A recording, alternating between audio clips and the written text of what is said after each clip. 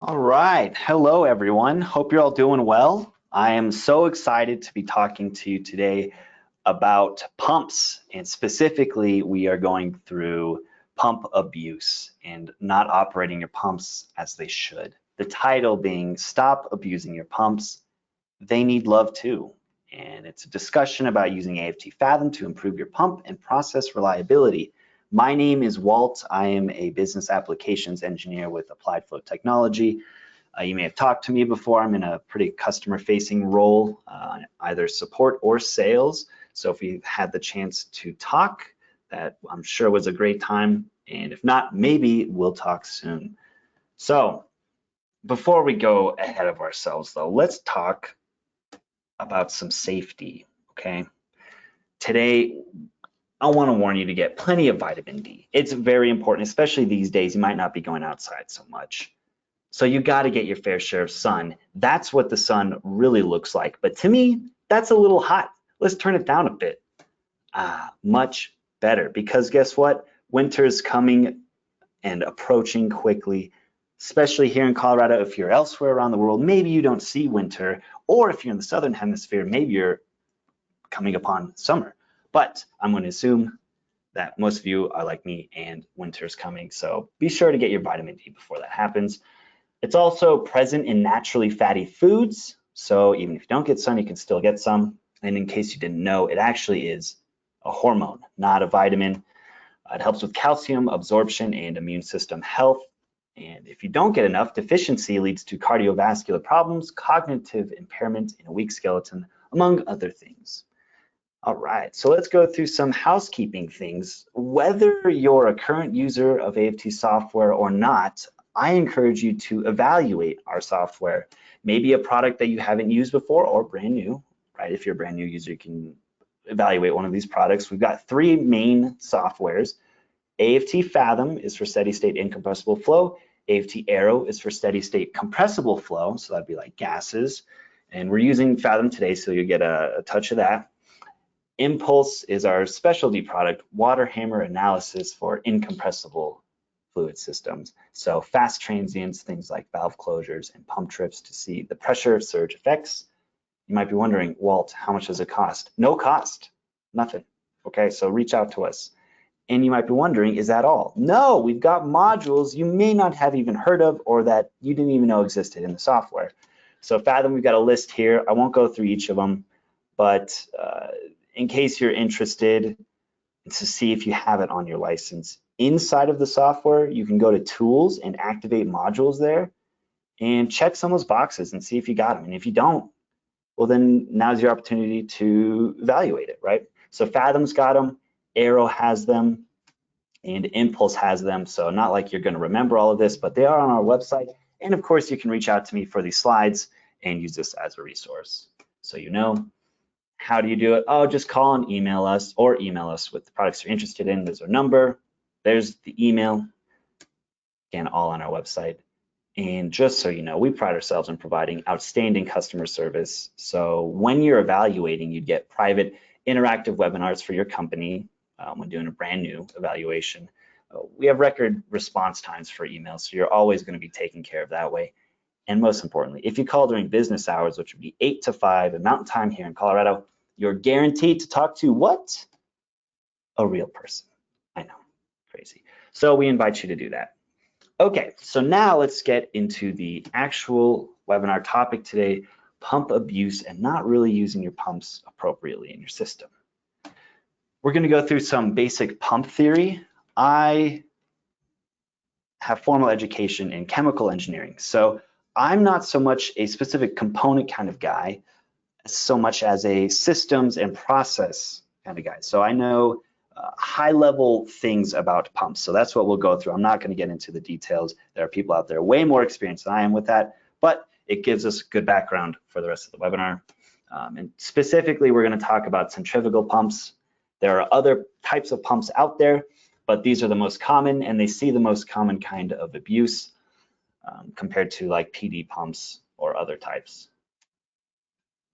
Then we're going to get into the meat of the webinar, where we go through a case study where a customer of ours saved $200,000 annually on pump costs by running some Fathom models. So that's when we'll start to get into Fathom, and then we're going to take it even further and get hands-on experience. So me hands-on, you're gonna watch on pump analysis using that same case study model. So kind of set up a problem statement to work through so that you can start to think how you could approach your own problems with AFT Fathom.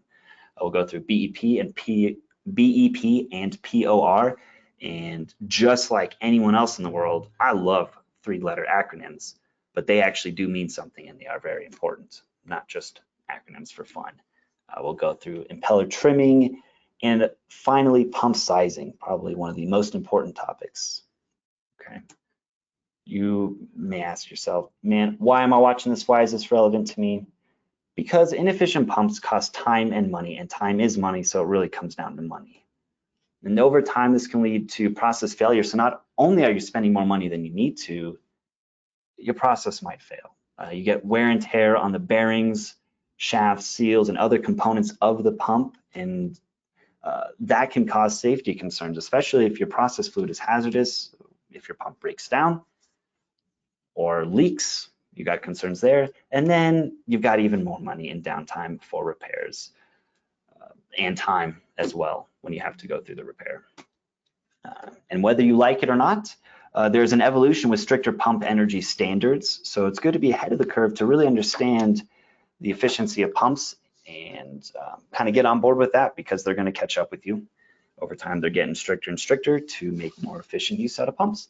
And then lastly, maybe the most salient point for you is that this is excellent training for pump and system analysis in AFT Fathom.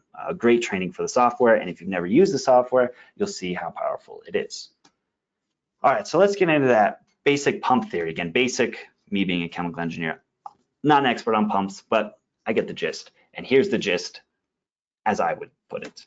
The purpose of a pump is to move fluid. I know, shocking. How does it do it?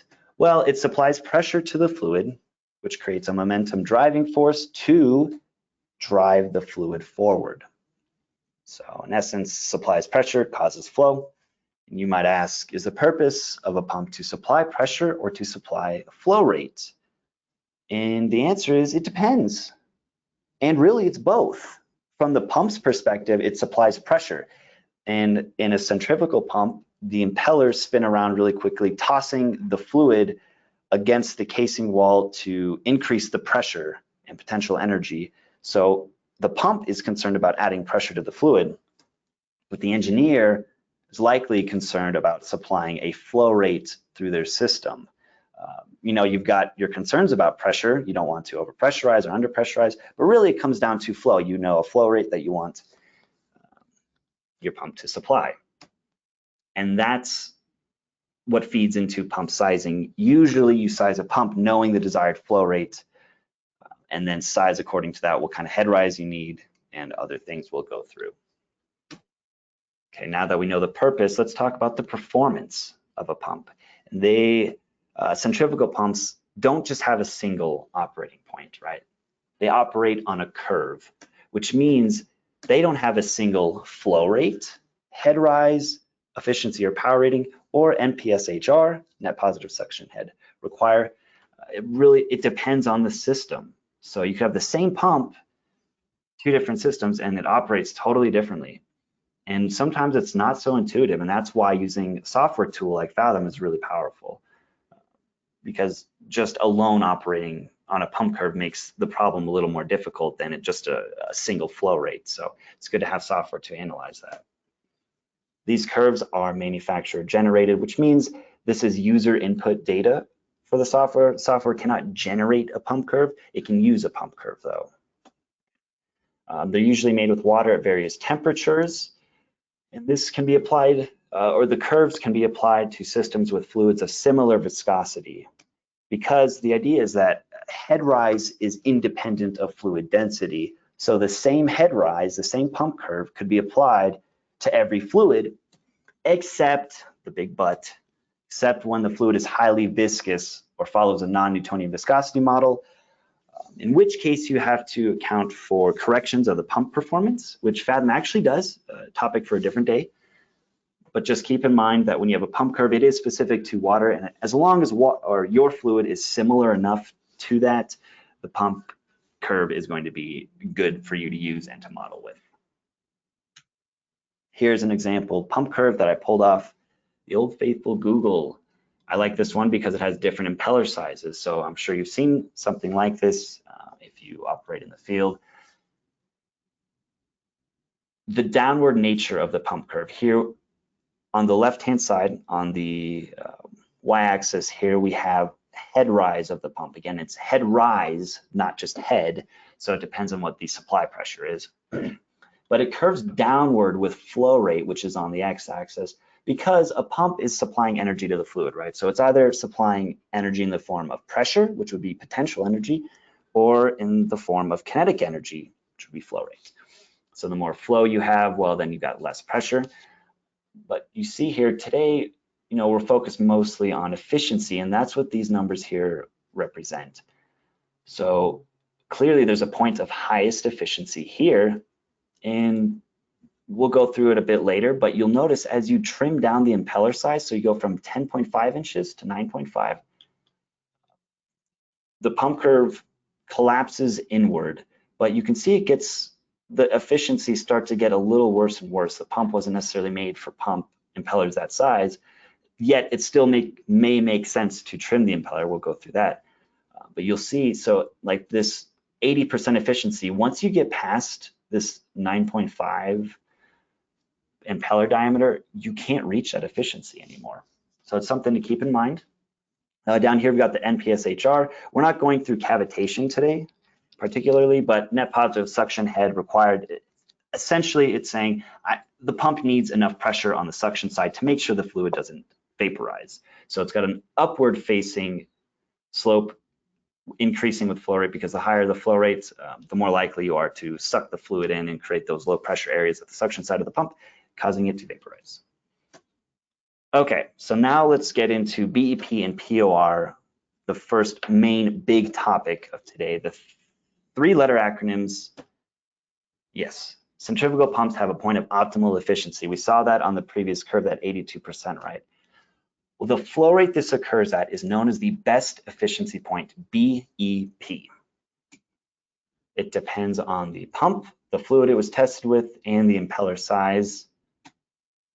And clearly, to operate exactly at that point is nearly impossible. So to account for that, there's a region of best operation for pumps known as the preferred operating region, or POR. So BEP is a specific point, specific flow rate that is the best efficiency of the pump, and then POR is a range, and that range depends on pump specs, and who you talk to. Different standards will tell you different ranges of POR. But here, I'm considering POR between 70% and 120% of BEP. What that means is that based on your system, you will operate at a flow rate probably different than the flow rate of the best efficiency point, and the percent difference is going to be this BEP. Or sorry, is the percent BEP here described by the POR, or for the POR described by these ranges of percent BEP. So it's not a percent efficiency, but it's percent of the BEP flow rate, what you're actually operating at compared to what the BEP flow rate would be. All right. So here is some more info for you. I don't expect you to, write this down and have it all memorized. I'm sure you even heard of the affinity laws, but I wanted to get it documented here for your reference. And of course, you can ask us for the slides later, and this would be a great resource for you. But the idea is, if you know a certain speed or impeller diameter and you want to shift pump operation, so increase the diameter of the impeller or increase the speed, let's say, well, you wouldn't increase the impeller. Usually you trim the impeller, but you can then see how the flow rate and the head rise would be affected, and then also the power. Here we've got head and flow rate, just the standard pump curve to demonstrate. But if you trim impellers, you can predict what the pump behavior will be.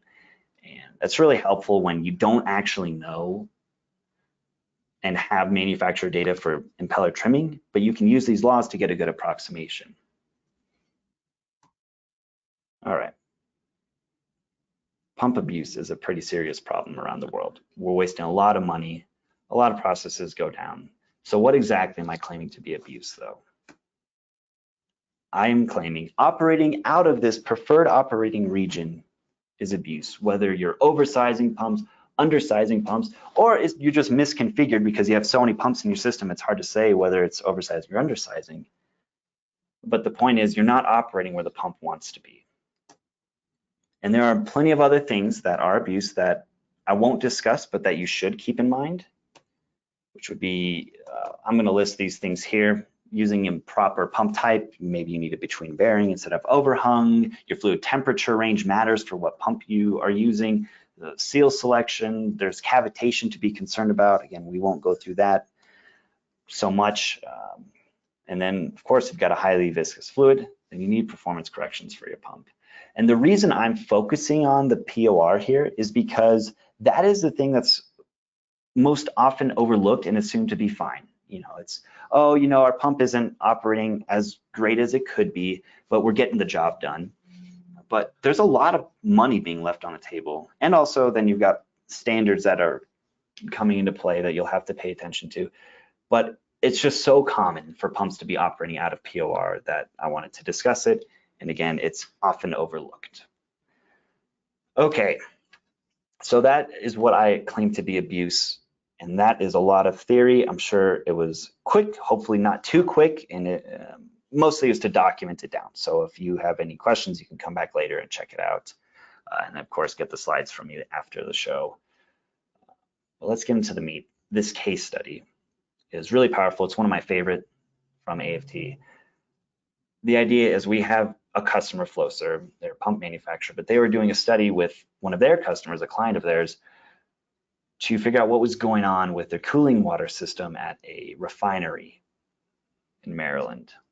And what they found is that by modeling it and changing some things up, they could save $200,000 annually with one single license of Fathom. That is an excellent return on investment. So the problem was there was damage to the suction bell of a cooling water pump that caused $126,000 in downtime at a refinery. So this is not the operating cost, this is just downtime because the pump could not work. There was decreased reliability from vibration and mechanical failures as a result of operating out of the POR. So they used Fathom to calibrate their model to the system operation. So just to clear it up, a model, what I'm talking about as a model is what's in your computer, and then you have the real system that's out in the field that was at the refinery, and you've got to calibrate them to make sure they run similarly at steady state. So then you can start playing with them and changing operating conditions. So once they calibrated it, they ran different scenarios and economic analyses to find what was reliable operation. And they found they had 6 pumps in parallel running, but they found they only needed 4 out of those pumps to meet their design requirements. And what this did was, number one, it ensured each pump was operating closer to BEP. So you've got a longer lifetime now for your pumps, better process reliability, less downtime.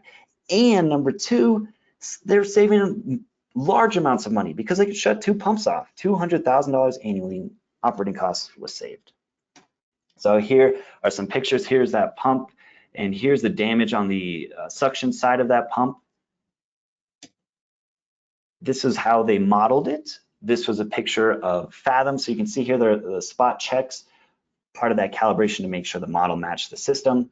They're running water through heat exchangers because it's a cooling water system, right? Well, here is the final result. This was the original system. I know there are a lot of numbers here, but essentially we have 6 pumps that were operating. Here are the efficiencies, BEPs. So you see not great, not terrible. And this number down here in the red box is what I want you to see, $846,000.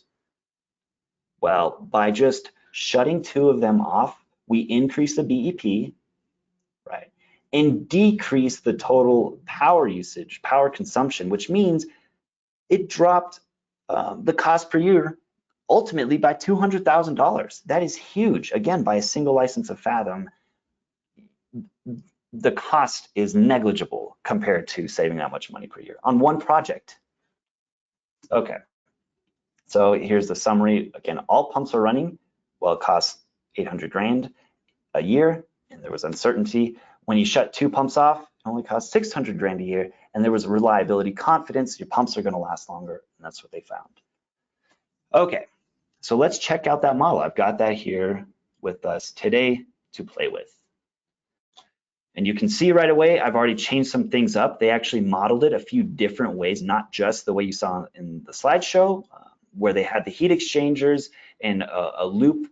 They modeled it a different way, where they have a starting reservoir and an ending reservoir, still the same loop, and heat exchangers were turned to orifices just to account for the pressure loss.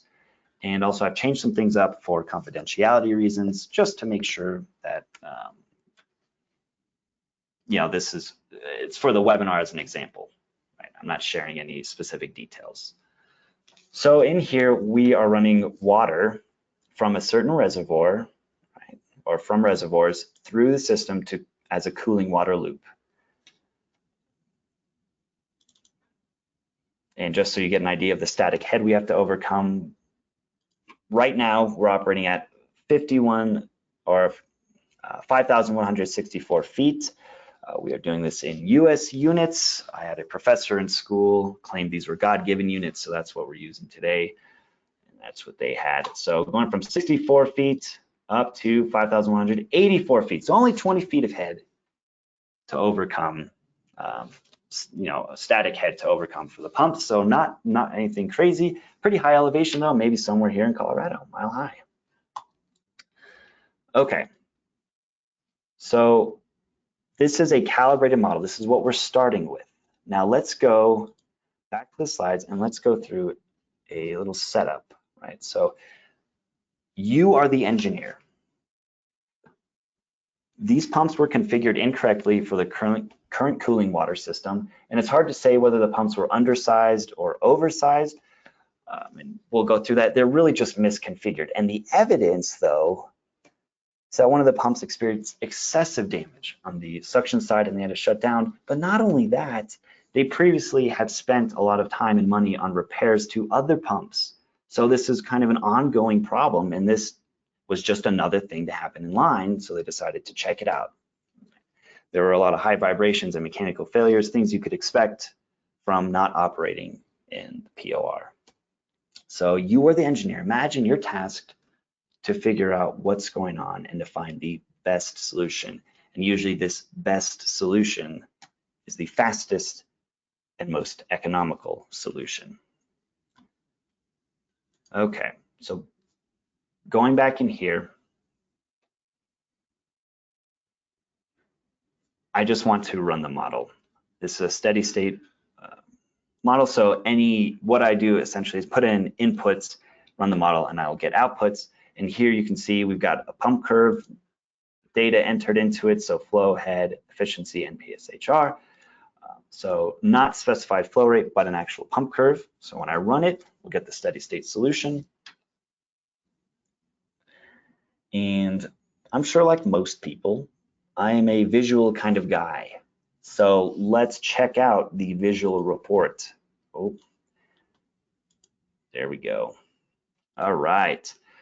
So here's our system. Got a nice color map. Who doesn't like colors? Where we can see the flow, flow distribution. Low flows through the 4 parallel pump station here, a little higher flow through the 2. That's to be expected when you've got 4 in parallel. They're splitting up the flow, so it's essentially divided in 4. And then they all add up to pretty high flow rate going back to the ending reservoir. So nothing strikes me too crazy. Things are looking pretty good. There is negative flow through this spot, but that's okay. That just means the arrow was pointing in the wrong direction. Flow actually goes up through here. Okay. But what I do notice are the pump outputs here about percent BEP. So these pumps are all operating at 73% BEP. Again, not 73% efficiency, but percent BEP. This one's at 99. That's excellent. 100% is the goal. But this one is at 60. So all of them are under BEP.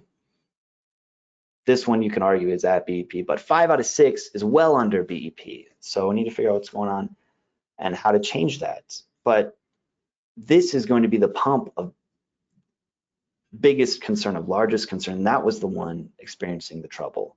And you can notice right away 60%.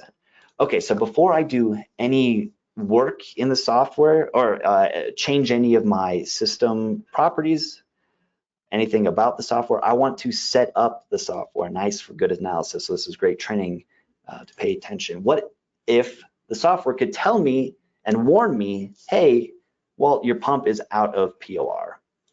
Well, it can actually. So when you go into the pump curve data area here, there are tabs up here. I assume a lot of people don't like to touch just because you just want to kind of get your pump curve in and out. But if you go over to this configuration data, it's not intimidating and it can be very useful. You have this definition of POR right here. So I'm going to use this ANSI API 610, American Petroleum Institute, which is where I got my 70% to 120%. Again, it depends on who you talk to, what pump specific speed. You can get a little stricter standards, but at a minimum, 70% to 120% of BEP. So once you check that, it will now warn you when your pump is out of POR, okay? Well, I also want to add some design alerts because I want to make sure any changes to the system I make doesn't affect my goal and the current operation. So currently I have certain flow rates to these pipes. I want to make sure to maintain that. So I've already added some here, but I want to add another one, create new design alert, and say max flow rate. That's going to be through a pipe, volumetric flow rate, maximum of 300, because I don't want to have too much flow. I don't want to just increase my pump's operation to arbitrarily get more flow, because that's going to cost more money. So what I do is I have this design alert here, update it, and you'll notice these are just definitions of design alerts. They're not actually attached anywhere in the model yet. I just know I want a minimum flow somewhere in the model, 6,800. I know where it's at, but I don't necessarily know the pipe number, so I'm gonna leave that off for now. And point is, I know these certain things about my system. This is user specified. You would know as the engineer about your system. And I like to define them all first. And then, again, I'm a visual guy. I go into the pump or the pipe properties to assign the design alert. So this one, this main line with the large amount of flow, I want to make sure that doesn't go above 30,000, right?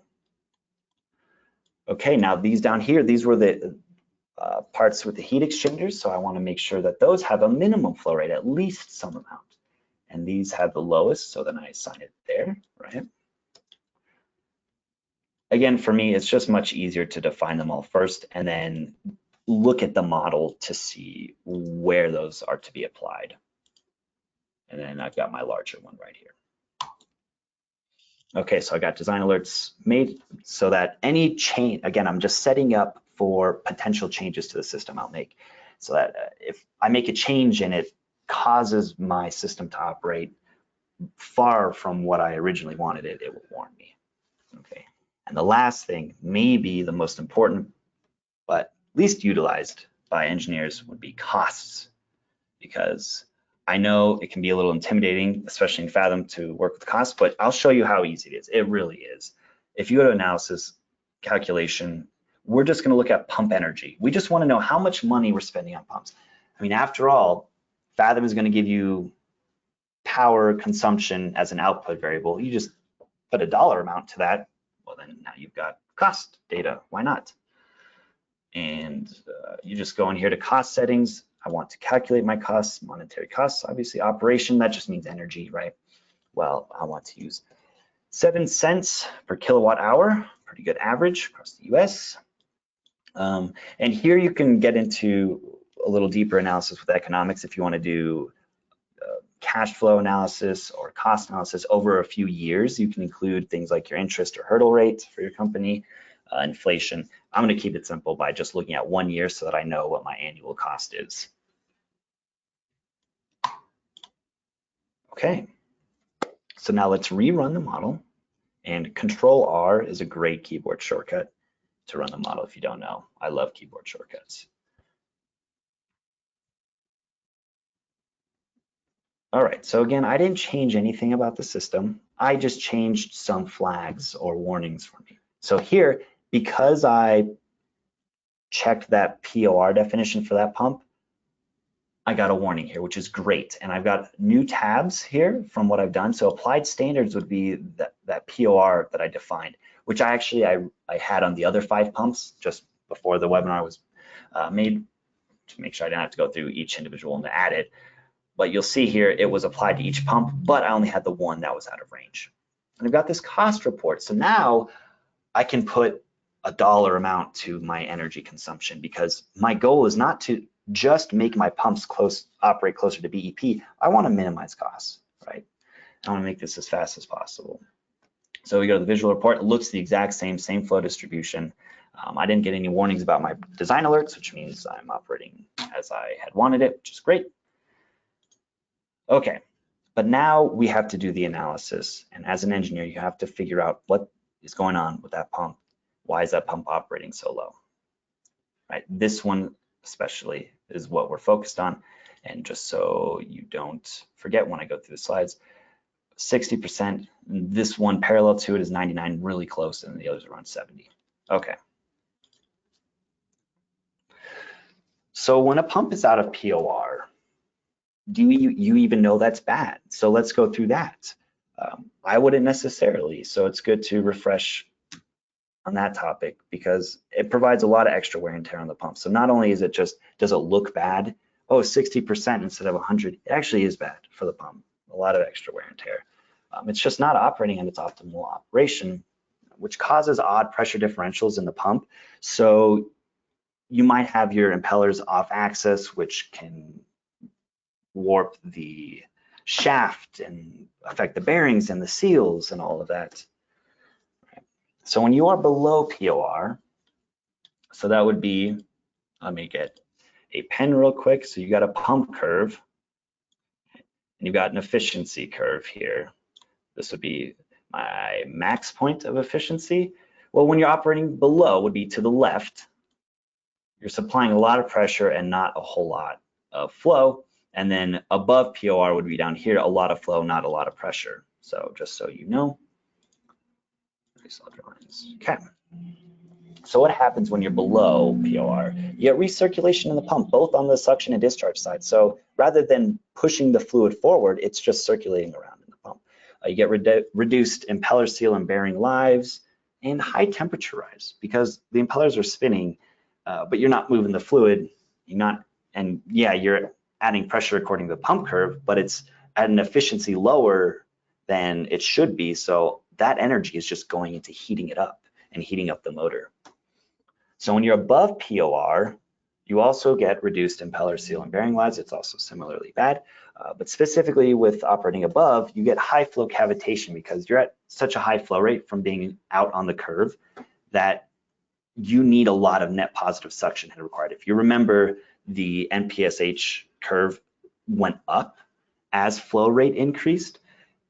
As you have a higher flow rate, you need to make sure you have enough pressure up front, otherwise it will suck the fluid so fast and have such a low pressure area on the impeller eye that it will cause the fluid to cavitate or to vaporize.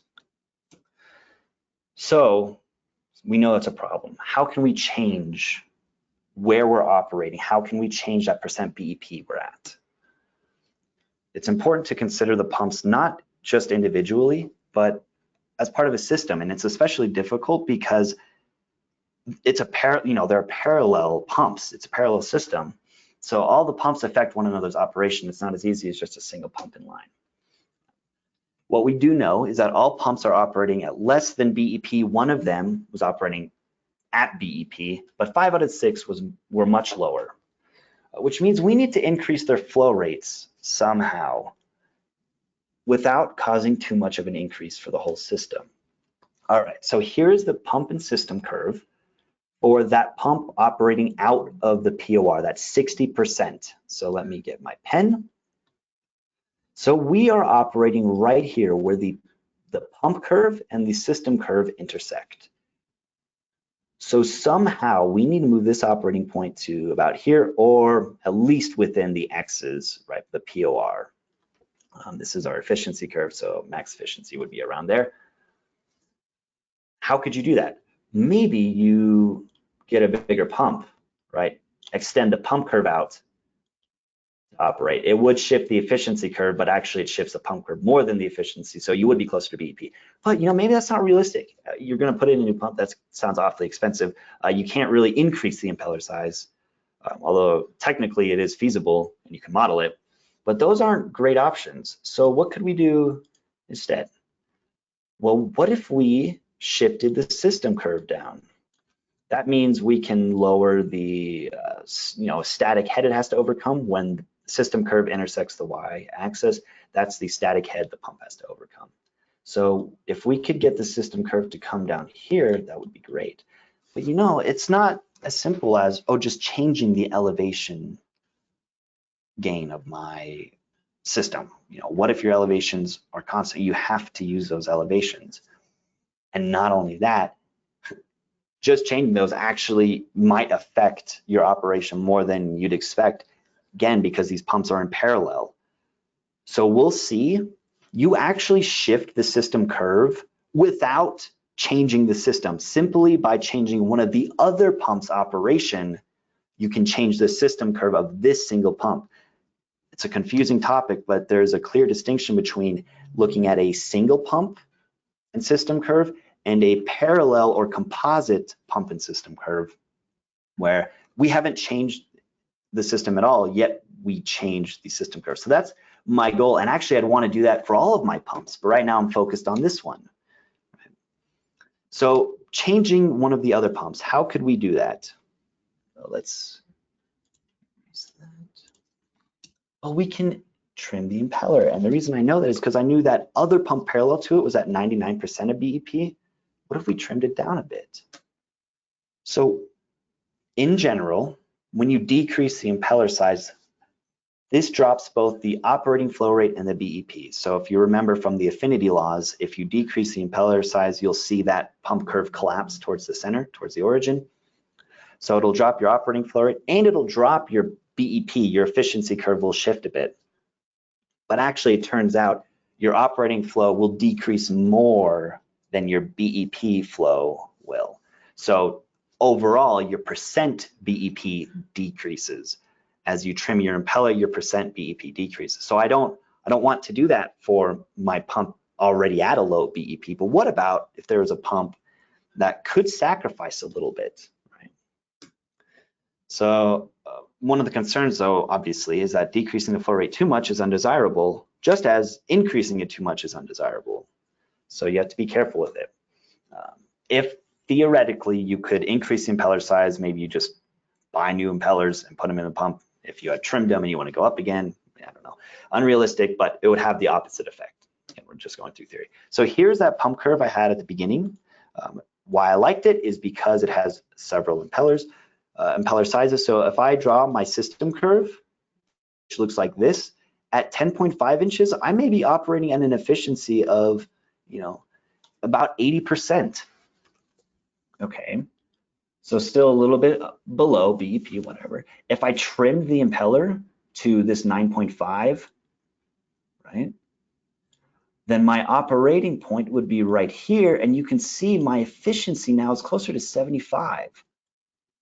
So that's just a visual representation that dropping the impeller size will drop your efficiency and percent BEP. Okay, so let's check it out. I'm going to go create a new child scenario. If you've never used Scenario Manager, it's a great tool. Trimming P5. Okay. I've got these other scenarios here, but that's going to be for the end. I just prepared in advance. So right now we're focused on the impeller trimming. So my thought process and your thought process as the engineer, we're just trying different things to figure out. Again, it's not intuitive. All of these pumps in parallel, a system, and this is a fairly simple system, right? You get complex systems, it gets even worse. But the idea is if I can sacrifice some of this flow by trimming that impeller, I would make it up by this other pump. And it's not exact. It's not like dropping the flow to this one means this one picks up whatever is left over, and the other pumps do the same. because you're going to change your total operation, your composite pump and system curve operation, you're going to decrease it. So this flow rate won't be as high as when they're all operating with the larger diameters. But I want to test it, and I want to see if I can keep a high enough flow rate here. It would supposedly drop this BEP and increase this one, because there's still the same pressure, a similar pressure it has to overcome, or that the system needs, to overcome the static head and the frictional losses. So this pump is then going to provide the remaining flow. It's not one-to-one perfectly, but it will make up some of it. Really cool tool. When you have your pump curve entered, you can go to this Impeller Modifications, and I know I want, let's just say 87.5%, which means I have trimmed the impeller. If it was a 16-inch impeller, now it's 14 inches. And you can see that automatically shifted the pump curve because it uses the affinity laws we talked about earlier to create a new pump curve, a new efficiency curve that changed slightly, right? So when you do that, I've still got my POR warning, my design alerts, my cost. Let's run it.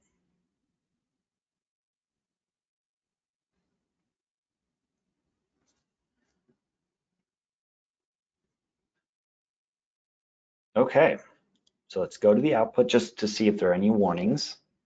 No warnings. So supposedly all of my pumps are within the POR. That's great. Let's check out the visual report. Okay, these pumps did increase BEP because, like this one, they had to pick up some of the slack from this one not having as much flow. Great. Okay, so this dropped all the way to 71% though. Still within POR. Not bad. This one increased from 60 to 72, so I would call that a great success. Except you'll notice, all of these are so low. They're under 80%. Well, why do you have so many pumps in parallel? We'll get to that next, but this was one of the options that an engineer, or one of the solutions an engineer could come up with. So let's go to the numbers, check out really what matters is the cost. Hey, if you remember before, the cost was $846,000 a year. Now it's $775. So you saved $70,000 just by trimming that impeller. So that's great, and you're operating closer to BEP, so you're going to get a longer pump life, at least out of this one. This one may be a little less because you sacrificed, but these will be increased. So that is a solution, and you saved money. But it does take time to trim the impellers, right? So maybe there's even a better solution out there. I don't want to waste too much time. Okay, so again, if you remember, the idea is we need to increase the flow rate going through these pumps because they're all operating to the left of their pump curve on the lower end of POR. So again, we want to increase the flow rate between through the individual pumps without having to increase the flow rate of the whole system and just arbitrarily be throwing energy into it. So although they're operating as part of a system, it really does come down to how the individual pieces of the system operate and work harmoniously together, with the pieces being the pumps. And we don't want to increase the total system flow just to make the pumps operate closer to BEP. I could take this model and force higher flow rates through each of the pumps, and I could get output that I would show you every pump is at 95% BEP. That sounds great, except if you don't need that much flow, all you're doing is increasing operating costs, right? Too much. If you don't need that much flow rate, you're just putting in power or making your pumps work harder to get closer to BEP. The pumps may be happier, sure, but your overall costs are going to go through the roof. So there are two things at play here. Not only do we want to operate close to BEP, we want to make sure to not be too expensive.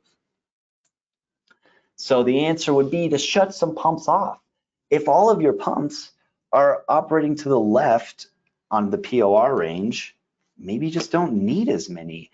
As we saw when you shut or decrease the flow through one of the other pumps, the other the other remaining ones will make up for it, not perfectly, or not a one-to-one correlation, but it will make up to a similar extent. Because if we shut some off, that's different than impeller trimming, because when they're off, there's no power consumption, there's zero. The thing is, it's common to assume pumps in parallel are more efficient because each one uses less power, but analysis is needed. So just because you have 4 at that station in parallel, sure, each one of those is using less power than otherwise it would if there were only 3 or 2. But the pump might not be as happy, number one. And number two, then you're still increasing your overall operational costs, most likely. Of course, the point is analysis is needed, and that's why you need software. So let's check it out. Let's just see what happens. I'm going to create a child, 2 pumps off. All right, this is gonna be quick. Get that pump, turn them off, get them out of here. And let's just see, run the model.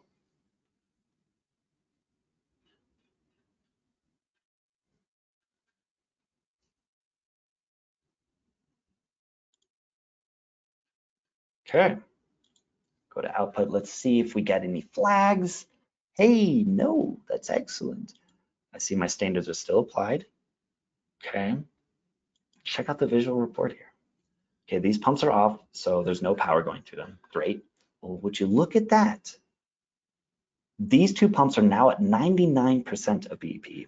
This pump, which we had originally tested with impeller trimming, is now at 110% of BEP, which is great. I mean, that's effectively, you know, like 90% on the other side of the pump, or on the other side of POR. And then this pump was brought up from 60 to 76%. And let me just ask you, do you think that by having less pumps operating, it's going to cost more or cost less? Probably cost less. Even though these have to make up some of it, overall it's going to cost less. So let's again check out the number that really matters. Bam, $646,000 compared to originally the current operation before that shutdown, before the downtime, was $846. So we've saved $200,000 by just shutting pumps off, which is about as simple as you can get. Right? You don't even need to take any downtime to trim the impeller. You just shut them off. And let's go to the pump summary. I haven't shown this yet, but it's tabular presentation of what I show in the visual report, just with more numbers. But you can see the flow rates are here. Head rise, it all looks great. Efficiency overall, I mean, we're hovering 80% efficiency. That's great, because that means we're about 100% BEP for most of them. This one's a little lower, but you know, without having to get a new pump, that's about as good a solution as ever. And then here you got your net positive suction head data, which we're not going through. I'm not going through cavitation, but all you need to know is that the NPSH available, meaning supplied by the system, needs to be higher than what's required by the pump. Again, your pump needs pressure on the suction side to make sure the fluid does not vaporize. So that's what these numbers represent. But we're all looking good. And remember, I have my design alerts still. So I haven't flagged them, meaning I'm meeting my flow rates that I wanted. And that's why Flowserve decided to go with this solution and save their client a huge amount of money. Okay, so here is what was going on.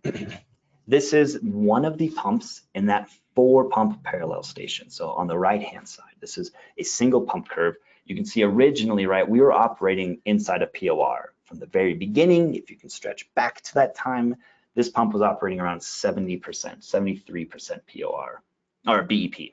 So within the POR, that was great. When we shut 2 of the other pumps off, do you see what happened there? The system curve shifted. I didn't change the system, right? I only shut pumps off. So it's a little weird. It threw me off. But we'll go through some of that theory. Again, same pump curve, same efficiency. I didn't change the system. All I did was shut pumps off. So why did the system curve shift? Here's a single snapshot of that. using the multi-scenario pump system curves. Great feature if you haven't used it yet, but let's talk about it. So when the pump was operating with all 6 on, this was the operating point of that pump. And again, we wanted to increase the flow rate, right, to get to BEP without increasing the flow rate of the whole system. How did the system curve shift without me actually messing with anything? Because what it looks like is frictional losses didn't change, the slope of the system curve didn't change, but the static head rise to overcome did, but I didn't change the elevations. This is why there's a clear distinction between looking at a single pump curve and pump and system curve and a composite or parallel pump and system curve. Let's erase these. What happened was this originally, we were operating at this point, this was the flow rate of through all 4 pumps. So I'm not looking at the 2 on the left-hand side, just the 4 in that parallel station on the right side. Originally, we were operating at this point with a certain flow rate. Well, when you shut 2 pumps off, that's going to drop the total flow rate down, right, of the system. So a lot of it was made up by the other pumps on the left-hand side because we also wanted to increase those. But also what happened then was, although the total flow rate dropped, I didn't go below my design requirements.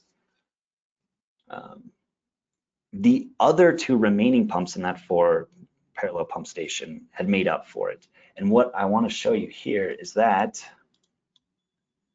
the head rise went from, or required static, or head rise required by the pump went from there, so just about 200, to about there. So there's less total head required from the pumps, which means for an individual pump, there was less static head to overcome. So this represents a single pump kind of fighting with the other pumps and having to overcome the head they're producing. So I didn't change the system, yet the system curve shifted because overall the system needed less head rise. So this single pump doesn't need to supply as much pressure to overcome the other pumps to kind of fight it, right? So it dropped the system curve. I find that fascinating. And that was one way we increased the operating flow rate to increase the percent BEP. Okay, so obviously that's great, but wouldn't it have been better to have the proper size from the forefront, right, at the very beginning? If possible. Obviously things, things change over time. You got different operating conditions. You can't be perfect, but if possible, it's best to size from the beginning using something like Fathom, because then you're gonna be spot on. Typically when you're sizing pumps, you size based on desired flow rate. You know certain pressures, ratings for your pipes and all that, but it comes down to knowing your flow rate, especially with a cooling water system. You know how much flow and how much heat transfer you need through those heat exchangers. So it comes down to flow rate. Usually you have a lot of control valves, but if you just size your pump correctly up front, you may not need to control so much. It's typically the known variable. And then the system, meaning however you've configured your frictional losses, your elevations, that's what determines the head rise the pump needs to supply. So when you are sizing a pump, all you do is specify the flow rate you want. Okay. Then Fathom will tell you the head rise required, which defines your operating point. It will tell you the power rating, and you can also couple that with the efficiency to know an ideal power versus actual power. It'll tell you the net positive suction head available of the system to make sure the pump you sized for has an MPSHR lower than that. And the whole goal is to find a pump or multiple pumps where the operating point is as close to BEP as possible. And we're going to use Fathom's integrated pump selection tool. So if you remember, I said a pump curve is user-defined input. Fathom will not generate a pump curve. You have to put this in. But I will tell you, Fathom can be used to help find a real pump. A very underutilized feature of ours. So this was the part I prepared beforehand, but what I've done is I've taken the same system And I have different scenarios where I have, and I'm looking only at this 4-pump parallel station here, where I've got either 4 on, right, 3 on, 2 on, or 1 on. Okay, just to show you the sizing technique. Because based on where my system was originally operating, I know about what flow rates I want through here, each of these pumps. So I'm also sizing these ones on the left, but I'm not changing their configuration. So the way it works is instead of having a pump curve, you are on sizing, essentially similar to using a positive displacement pump, where you specify a flow rate, a single flow rate, and you can put in an efficiency if you know it, or a nominal NPSHR. Again, not that this is what your real pump would have, but it's good to put that in there if you know about what efficiencies you're running at. So I know I'm about 80. That's what I desire, at least, so I'll know around how much cost it will be when looking at power. So you change each 6 of the pumps to the flow rates that you know you want. Again, that would be user defined. I got these numbers because I knew what the system was currently operating at, so I'm giving a hypothetical solution of pump sizing here. And then I want 10,000 total through each of these, or through the whole of all 4 of them. So I split them up into 2,500 gallons per minute in each one. And when I went through for the different configurations, I just shifted the flow rate. So instead of 2,500, I went 330, 3,300, and then when 2 are on, then it's 5,000, so on. The point is 10,000 through everything. So when you define it that way, you can run the model. You'll notice right away it's a lot faster, because when pumps are in parallel with pump curves and operating points and all that, there's a lot of fighting going on with the pumps, so it takes a little bit to converge. When you're specifying the flow rate, it's a lot better. So the visual report here is not going to be great for BEP.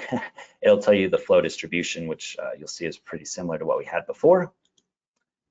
But now this is where this output is really useful.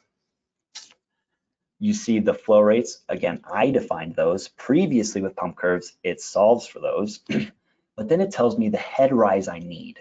That's what you can use to size your pump. And it tells you about the power that you're going to be using compared to ideal power, right? That's just the difference with efficiency in there. It tells you the net positive suction head available to make sure the pump you get doesn't cavitate or doesn't cause cavitation. Well, what do you do from here? Well, you can give this, to a manufacturer. You talk with them, take a while, or you can use this fancy suggest pump tool, which I think is great. What it does is it takes the data from Fathom, the output, and it integrates with a partner of ours called IntelliQuip. So this is where the scope split happens between AFT and the pump manufacturers, but it integrates well to where you have Fathom output. You can choose a real pump in about 5 seconds to put into your system to test. So when you're going through the internet, again, there's so different things you can specify. I'm just going to kind of blow through this because it's pretty quick. It'll open up in your web browser. I'm going to use something that's PumpWorks, okay?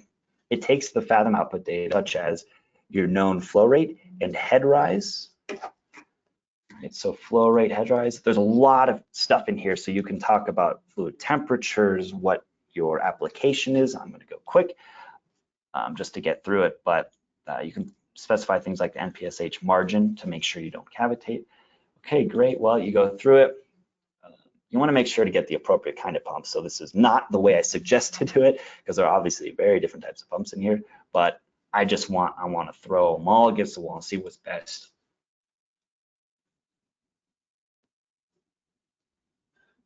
And obviously you get a choice of different manufacturers. I just chose this one for no particular reason.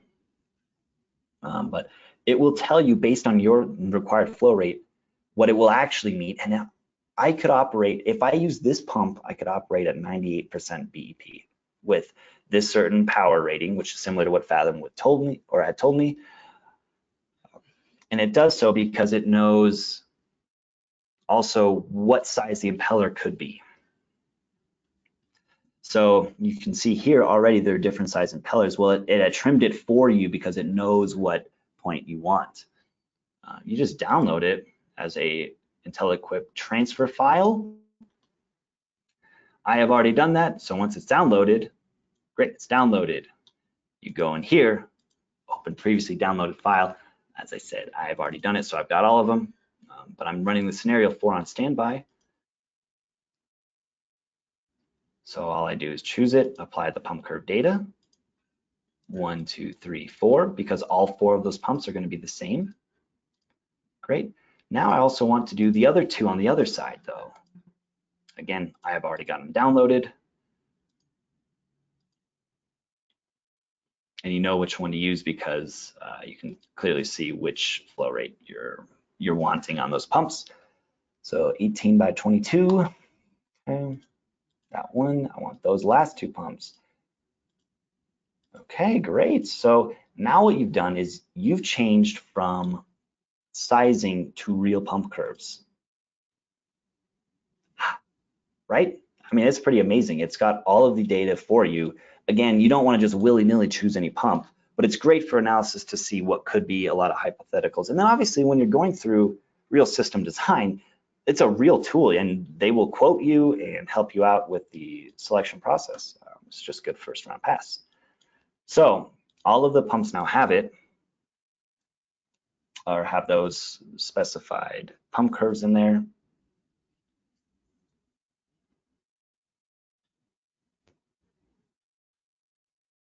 Okay, so here is the outcome.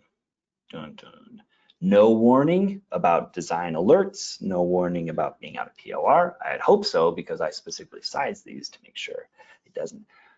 But look at this. So all of these are around 100% BEP. That's great. This one's a little lower. Now I'd ask you, well, before I had told you I could force all of these pumps to be near 100, but it's not the best solution. Well, in this case, it's a different story because although we're closer to the 100% BEP with all of them on, they're going to be smaller pumps because I had sized appropriately from the beginning. So in this case, using 6 here is different than using the 6 pumps previously owned. Because if you go to the cost report, I've saved money even by having 6 operating because they're just smaller pumps, less power total power. And that is even lower than the solution of shutting 2 pumps off. And that saved about 30 grand. That's good money pocketed. Maybe tell your boss to give you a bonus. But again, this would have been done upfront. So, or you can even replace the pumps if you want to go through the capital costs. And I've already gone through each one of these. So I got to rerun them. Pretty cool tool called batch run. Curves, where I can run specified scenarios, just to kind of get through them, run them all at once. Because what I'm looking at is what would have been the best solution from the beginning. Would it be to have 4 pumps in parallel, maybe only 3 pumps, get the same flow rates, maybe only have 2 pumps or 1 pump? So that's what I'm looking at. In Flowserve's case, they saw shutting 2 pumps down saved a lot of money and got them closer to BEP, but they didn't know right away which 2 pumps to shut off, or even how many to shut off. But they knew if all of them are below BEP and on the left-hand side of POR, then they got to shut some of them off. So they just went through the scenario manager and had many different configurations and found that shutting those 2 off on the right was most economical. And that's similar to what I'm doing here, where so I don't know what is best. It's not intuitive right off the top of my head. So I got to go through, and you'll notice with each of these, so I'll just go show you. What I did was, again, I shut one of them off for each corresponding scenario. And the ultimate result is I went through 4 different options, but this one with 3 on and 1 on standby, I actually minimized my costs. It starts to go up with 2 pumps and then 1 pump. So the curve bows like that, second order curve, where this would be the minimum. So 606, if you had sized properly from the beginning, you would save another $40,000 from the original fix that Flowserve had done. if you had sized appropriately. That's powerful. I cannot reiterate enough that one single license of Fathom, I mean, it pays for itself in its first project. And like I said, this is not that difficult of a system. If you got an even larger one, it's going to take so much time and management to figure out what's going on, but you have a model of it. You can play with so many different things really quickly and use the powerful tools built in Fathom that you may not have even known existed. Okay, so how did this original problem happen? I just went through some hypotheticals. I actually don't know, but these are things that could have happened. Right? The system changed at some point in the past. So maybe increased losses over time from pipe scaling had caused the system curve to kind of start to shift up, where the operation started more resistance, less total flow rate. Each pump then was operating to the left. Or operators didn't think reconfiguring pumps was worth it if there was an intentional change to the system.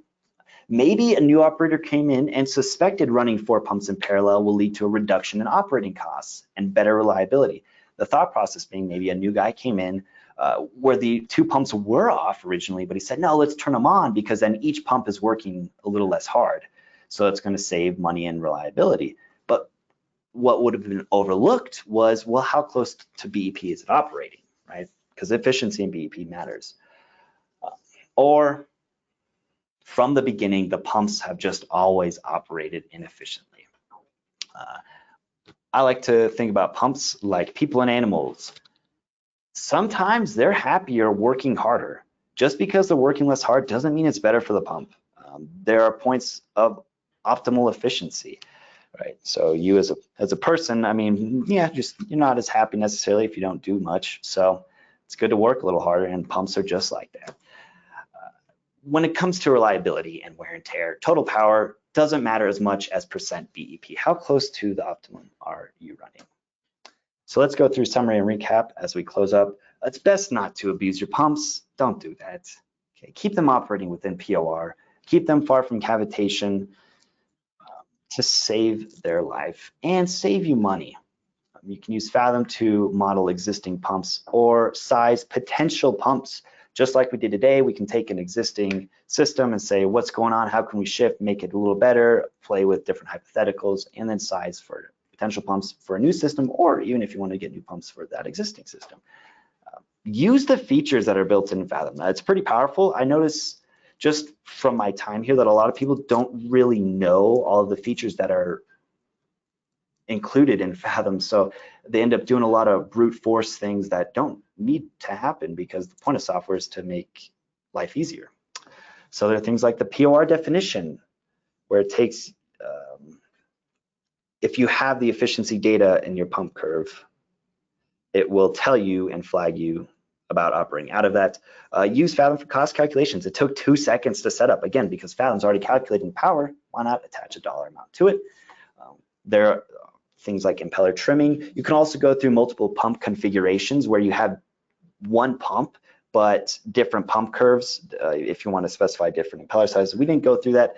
There's a lot here we couldn't go through, but this is just a summary of the depth of analysis you could do with this pump abuse topic we're going through. It gives you cavitation warning. We didn't see that because all of our pumps were operating, or the system provided enough MPSH, so we didn't see it, but it will warn you. Design alerts, user specified. Great to make sure by changing things, you're not out of or what you had originally designed the system for. And then finally, use Fathom for pump sizing. It's powerful. It will see the required head rise from desired flow rate. You can match that to an existing real pump with the suggested pump tool. So anyway, I want to thank you for attending or watching the recording. You're always welcome to contact us. As I said at the beginning, we pride ourselves in great customer service. There's our contact information. There's my personal information. If you have any questions, reach out to us with anything. We're happy to help. So I wish you all a good day and happy engineering.